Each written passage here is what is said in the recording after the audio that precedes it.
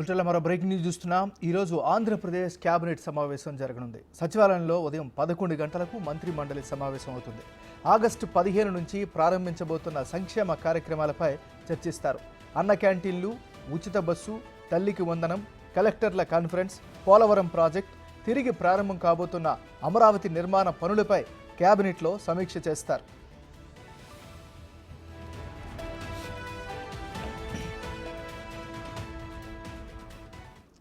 బులెటిన్లో మనం breaking news చూస్తున్నాం. ఈరోజు ఆంధ్రప్రదేశ్ కేబినెట్ సమావేశం జరగనుంది. సచివాలయంలో ఉదయం 11 గంటలకు మంత్రి మండలి సమావేశం అవుతుంది. ఆగస్టు 15 నుంచి ప్రారంభించబోతున్న సంక్షేమ కార్యక్రమాలపై చర్చిస్తారు. అన్న క్యాంటీన్లు, ఉచిత బస్సు, తల్లికి వందనం, కలెక్టర్ల కాన్ఫరెన్స్, పోలవరం ప్రాజెక్టు, తిరిగి ప్రారంభం కాబోతున్న అమరావతి నిర్మాణ పనులపై కేబినెట్లో సమీక్ష చేస్తారు. ఇదే అంశానికి సంబంధించి మరింత తాజా సమాచారాన్ని విజయవాడ నుంచి మా రిపోర్టర్ శివ లైవ్లో అందిస్తారు. శివ, చెప్పండి. రైట్ నాగరాజు, మరికొద్దిసేపట్లోనే ఏపీ సచివాలయం మొదటి బ్లాక్లో ముఖ్యమంత్రి చంద్రబాబు అధ్యక్షతన ఏపీ కేబినెట్ భేటీ సాగబోతోంది. వాస్తవానికి ఈ నెల 3వ తేదీన జరగాల్సి అనివార్య కారణాల వల్ల ఈ రోజుకి వాయిదా పడింది. మరికొద్దిసేపట్లో ప్రారంభం కాబోతున్న ఏపీ కేబినెట్ భేటీకి సంబంధించి పలు కీలకమైన అంశాలకు సంబంధించి కూడా కేబినెట్లో చర్చించే అవకాశం కనిపిస్తోంది. ఒకటి, ఈ నెల 15వ తేదీ నుంచి రాష్ట్ర వ్యాప్తంగా 100 అన్న క్యాంటీన్లు ఏకగ్రీవంగా అంటే ఎట్ ఏ టైం ప్రారంభించేందుకు కూడా ప్రభుత్వం కార్యాచరణ రూపొందిస్తుంది. దానికి సంబంధించి ప్రారంభానికి సంబంధించిన అంశాన్ని కేబినెట్లో చర్చించడం, అలాగే త్వరలో ప్రారంభించబోతున్న ఉచిత బస్సు, మహిళలకు సంబంధించి ఉచిత బస్సుకు సంబంధించి ఎన్ని బస్సులు అవసరం అవుతాయి, ఇటీవల కాలంలో కొత్తగా ఏర్పడిన ప్రభుత్వం దాదాపుగా రాష్ట్ర వ్యాప్తంగా 1000 పైగా కూడా బస్సులని కొనుగోలు చేయడం కానీ హైర్ చేసుకోవడం కానీ జరిగింది. సో ఇంకా రానున్న రోజుల్లో ఎటువంటి బస్సులకు సంబంధించి తెప్పించుకోవాలి.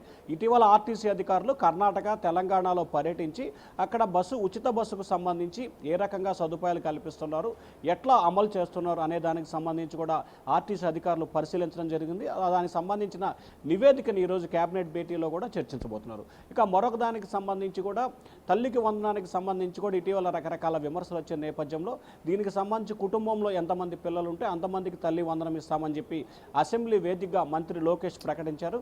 దీనికి సంబంధించి విధి విధానాలు ఖరారు చేయడం మొన్నటి వరకు కూడా అంటే ఈ నెల 2వ తేదీ వరకు కూడా రాష్ట్ర వ్యాప్తంగా పిల్లలకు సంబంధించి ఏదైతే ఆధార్ అప్డేట్ లేదో వాటన్నిటికి సంబంధించిన ఆధార్ నమోదు అప్డేట్ చేసుకునే అవకాశాన్ని ప్రభుత్వం కల్పించింది అన్ని ప్రభుత్వ ప్రైవేటు పాఠశాలలో.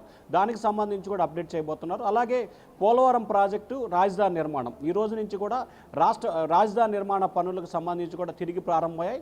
కొద్దిసేపు క్రితమే మంత్రి నారాయణ సిఆర్డీ ప్రాంతంలో పర్యటించి జంగిల్ క్లియరెన్స్ని స్వయంగా పర్యవేక్షించి పనులను ప్రారంభించారు. దీనికి సంబంధించి ఇటీవల కాలంలో హైదరాబాద్, చెన్నై రెండు ప్రాంతాలకు సంబంధించిన ఐఐటి బృందం పరిశీలించింది. దానికి సంబంధించిన నివేదికను అంటే ప్రాథమిక నివేదికను మాత్రమే ఇప్పటికే సిఆర్డీ అధికారులకు అందించినట్టు తెలుస్తుంది. దానికి సంబంధించి కూడా కేబినెట్ భేటీలో చర్చించే అవకాశం కనిపిస్తూ ఉంది. అలాగే ఇటీవల జరిగిన కలెక్టర్ కాన్ఫరెన్స్కి సంబంధించి మంత్రుల అభిప్రాయాలు ఆ అంశానికి సంబంధించి చర్చించబోతాం.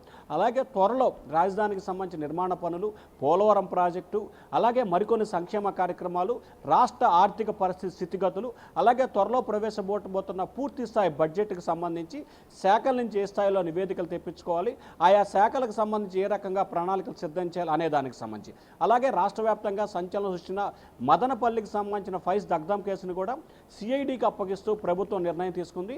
వీటికి సంబంధించి రాష్ట్ర వ్యాప్తంగా 7 నుంచి 8 చోట్ల ఫైళ్లు మాయమవటం, దగ్ధం జరగటం, సిఆర్డీకి సంబంధించిన ఇన్నర్ రింగ్ రోడ్ కేసుకు సంబంధించిన ఫైలు కూడా మాయమైన సంఘటన. సో వీటన్నిటికి సంబంధించి కూడా ఏ రకంగా ముందుకు వెళ్ళాలి, సిఐడి దర్యాప్తుకు సంబంధించి ఇంకా ఏమేమి శాఖలకు సంబంధించి ఆదేశాలు జారీ చేయాలి.